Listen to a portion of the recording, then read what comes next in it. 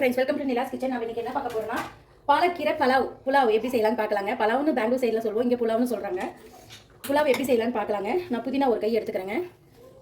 அதே மாதிரி கொத்தமல்லி ஒரு கை எடுத்துக்கோங்க. இதுலேயே பாலக்கீரை ஒரு கட்டு சின்ன கட்டில் நான் எடுத்து வாஷ் பண்ணி எடுத்துக்கேங்க. அது இதுக்குள்ளே ஆட் பண்ணிக்கலாம். தண்ணி இல்லாமல் ஆட் பண்ணிக்கோங்க, ரொம்ப தண்ணி விட வேண்டியதில்லை இதுக்கெல்லாம். இப்போது இது கூடவே ஒரு 3 பச்சை மிளகாயை ஆட் பண்ணிக்கிறேங்க. இது மிக்சியில் அரைச்சி எடுத்துக்கலாம். இப்போ நம்ம பலாவ் ரெடி பண்ணிக்கலாங்க. புலாவு அதுக்கு வந்து ஆயில் வந்து நான் 2 டம்ளர் ரைஸ் போட்டிருக்கேங்க. ஒரு 3 ஸ்பூன் ஆயில் ஊற்றிருக்கேங்க. நான் இதில் வந்து நெய் கொஞ்சம் ஊற்றிக்கிறேங்க. நெய் ஒரு 100 ml கிட்ட ஊற்றிக்கிறேன். ஒரு 3 டேபிள் ஸ்பூன் நெய் ஊற்றிக்கிட்டேங்க. இது நல்லா காயிட்டும். பாருங்க, ஆயில் நல்லா காஞ்சிருச்சு. இப்போ 2 பிரியாணி லீஃபு, சின்ன பட்டையா 2, 3 கிராம்பு ஒரு 5, ஏலக்காய் 2, கல்பாசி ஒரே ஒரு அன்னாச்சி மொக்கு, கொஞ்சோண்டு சோம்பு ஒரு பீச்சு போட்டுக்கிறேங்க.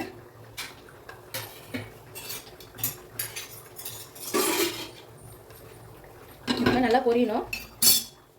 பாருங்க, நல்லா எல்லாம் இதாகிடுச்சு. இப்போ நான் ஒரே ஒரு பெரிய வெங்காயத்தை நீட் வாக்கில் கட் பண்ணியிருக்கேன். பெரிய சைஸ் வெங்காயம் போட்டுக்கிறேன். நல்லா ப்ரௌன் கலர் ஆகிற அளவுக்கு ஃப்ரை ஆகணுங்க.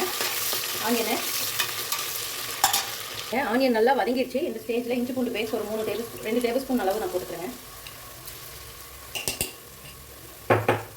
நல்லா ஃப்ரை பண்ணிக்கலாம். இஞ்சி பூண்டு போட்டு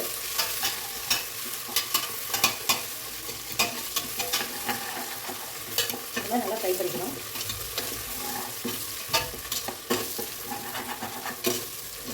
இது கூடவே 2 பச்சை மிளகாய் எடுத்துருக்கேங்க, அதையும் போட்டுக்கிறேன். பாருங்க, இஞ்சி பூண்டு பேஸ்ட் வதங்கட்டும். இதே ஸ்டேஜில்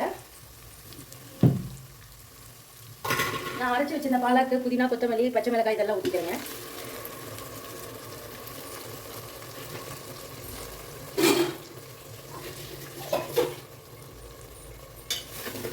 ஊற்றி நல்லா மிக்ஸ் பண்ணிக்கலாம். இது கூட சேர்ந்து நல்லா வதங்கிடுங்க கீரையும். இது கூட தேவையான அளவு உப்பு போட்டுக்கலாங்க. நான் உப்பு தேவையான அளவு போட்டுக்கிறேன். வேணும் அப்போ டேஸ்ட் பார்த்து போட்டுக்கலாம். பாருங்க, இது நல்லா கொதிச்சு வருது. இந்த ஸ்டேஜில் நான் எடுத்து வச்சிருக்க சோயா ஒரு 50 கிராம் ஆட்ட நல்லா ஹாட் வாட்டரில் மஞ்சத்தூள் போட்டு ஊற வச்சு வாஷ் பண்ணி எடுத்துக்கோங்க. போட்டுக்கிட்டேன். அது இது கூடயே மிக்ஸ் பண்ணிடலாம். இது நல்லா வதங்கட்டுங்க, பார்க்கலாம். புலாவ் நல்லா வதங்கி இதாகிடுச்சுங்க. இப்போ நம்ம ரைஸுக்கு தேவையான அளவு வாட்டர் ஊற்றிக்கலாம். கீரை நமக்கு நல்லா வெந்துருச்சுங்க. பாருங்கள், இப்போ இதில் வந்து 1 டம்ளர் தண்ணி எடுத்துங்க. நான் 2 டம்ளர் ரைஸுக்கு 4 டம்ளர் தண்ணி, 5 டம்ளர் தண்ணி ஊற்றுங்க கிச்சடி பண்ணி. அதனால் இப்போ 4 டம்ளர் தண்ணி எடுத்துக்கிறேன். இது நல்லா கொதிக்கிடுங்க. பாருங்க, தண்ணி நல்லா கொதிச்சிருச்சு. இப்போ நம்ம ரைஸை போட்டுக்கலாம்.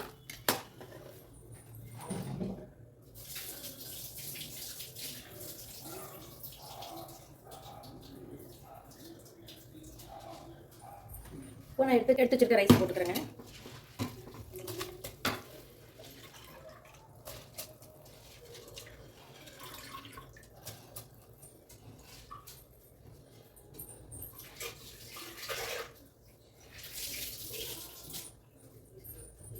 போட்டு நல்லா மிக்ஸ் பண்ணிக்கலாங்க.